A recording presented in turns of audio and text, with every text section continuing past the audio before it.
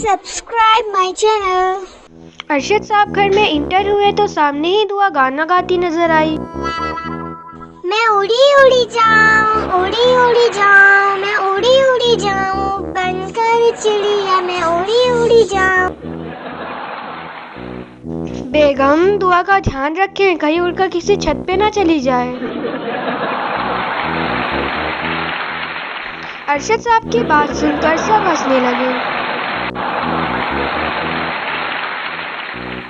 ज़ैनब के पापा, हमारी चिड़िया अभी छोटी है, कहीं नहीं उड़ के जाएगी। इतने में एक जहाज अरशद साहब के घर के ऊपर से गुजरा तो उसे देखकर ज़ैनब बोली, पापा जी, हम कब बैठेंगे जहाज में? इंशाअल्लाह बहुत जल्द ज़ैनब बेटा। पापा जी, जहाज में बैठने के लिए तो ज्यादा पैसे चाहिए होते हैं। जी मोहम्मद बेटा, जहाज का टिकट थोड़ा ज्यादा महंगा होता है। पापा जी, मैं बड़ी होकर पायलट बनूंगी और जहाज उड़ाया करूंगी। हमें कैसे पता चलेगा कि दुआ का कौन सा जहाज है? मामा जी, जब मैं घर के ऊपर से उड़ा करूंगी तो बम का गोला फेंक दिया करूंगी, इससे आप लोगों को पता चल जाया करेगा। ये सुनकर एक बार फिर सब हंस पड़े।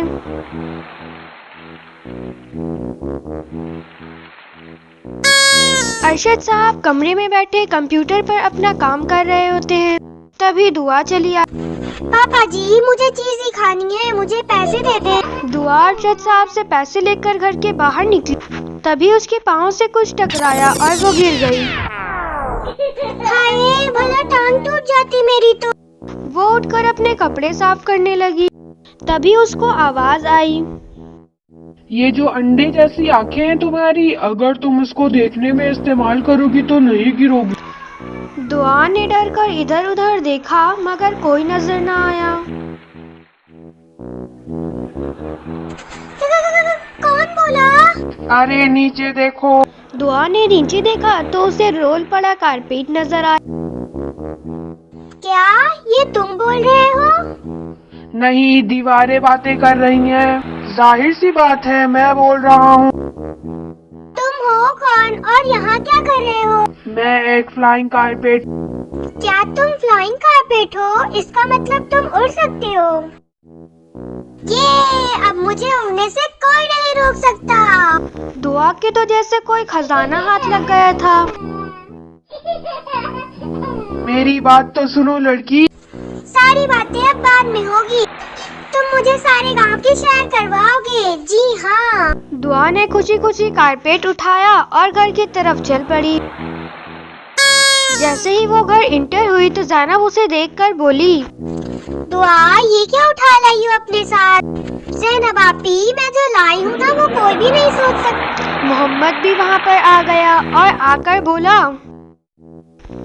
ये ता है दुआ। मोहम्मद भाई, इसको फ्लाइंग कारपेट कहते हैं, ये हवा में उड़ती है। दुआ, अब ये क्या नया मजाक है तुम्हारा? ये मजाक नहीं है ज़ैनब आपी। कितना बोलते हो तुम सब, कोई मेरी भी तो सुन लो। दुआ ने एक बार फिर कारपेट की बात नहीं सुनी। ज़ैनब और मोहम्मद फ्लाइंग कारपेट को बोलता देखकर हैरान रह गए। दुआ ने कारपेट को जमीन पर बिछाया और बोलने लगी, चलो जल्दी करो, बैठ जाओ इस पर। वो तीनों कारपेट पर बैठ गए तो दुआ बोली, फ्लाइंग कारपेट, हमें गांव की सैर करवा कर लाओ। फ्लाइंग कारपेट को हुक्म मिलने की देर थी, वो हवा में उड़ने लगा।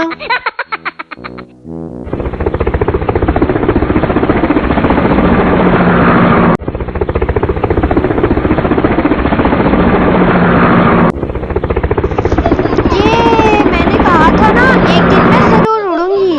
कितना मजा आ रहा है ना उड़ने में। मुझे तो नतीनी नहीं आलाती अमूल्य।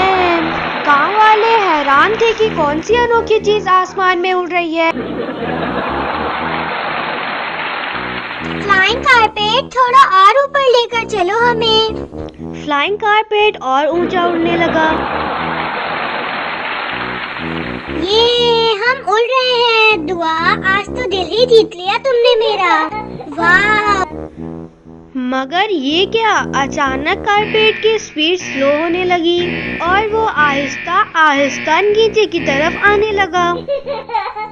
या अल्लाह खैर, ये क्या हो रहा है? फ्लाइंग कारपेट, हम लोग नीचे क्यों जा रहे हैं? मुझे लगता है मेरी बैटरी लो हो गई है आका। क्या बैटरी लो? तुम्हारी बैटरी भी होती है क्या? मैं एक मॉडर्न फ्लाइंग कारपेट हूँ, तुम मुझे चार्जिंग वाला फ्लाइंग कारपेट भी कह सकते हो। कहाँ है तुम्हारा चार्जर? वो तो मेरे मालिक के पास है, और तुम्हारा मालिक किधर? वो मुझे ढूंढता हुआ आता ही होगा।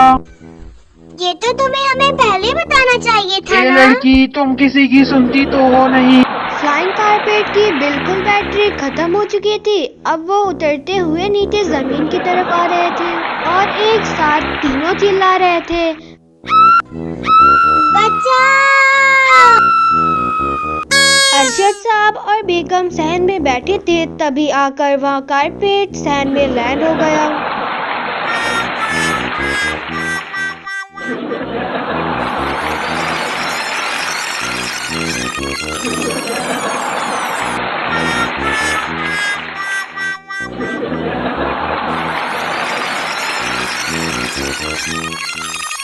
हाय अल्लाह, ज़ैनब के पापा, ये क्या? अरे बच्चों, कहाँ से गिरे हो तुम लोग? और ये सब क्या चल रहा है? तीनों बच्चे दौड़ते हुए अरशद साहब के पास चले आए। पापा जी, मैं बताती हूँ आपको। दुआ ने बताना शुरू ही किया था कि उनके घर कासिम साइंटिस्ट आ पहुँचे। ज़ैनब के पापा, कुछ समझ नहीं आ रहा। अरे कासिम भाई, आप यहाँ, खैरियत तो है?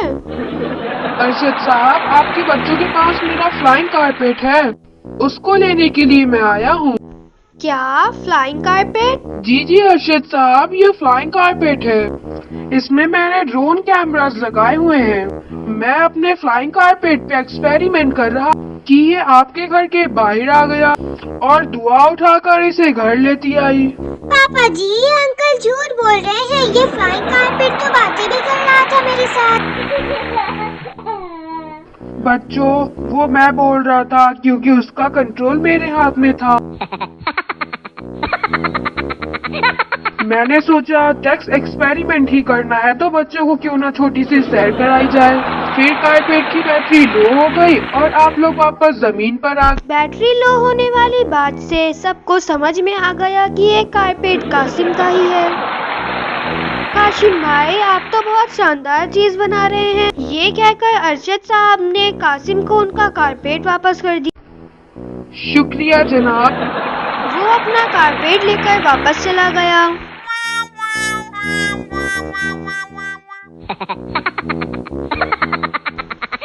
दुआ, अब तुम्हारे सर से भूत उतर गया होगा उड़ने का। मम्मा जी, उड़ने का भूत उतर कर कोई और भूत चढ़ जाएगा इसके सर पर। ज़ैनब के जवाब से सब हंस पड़े।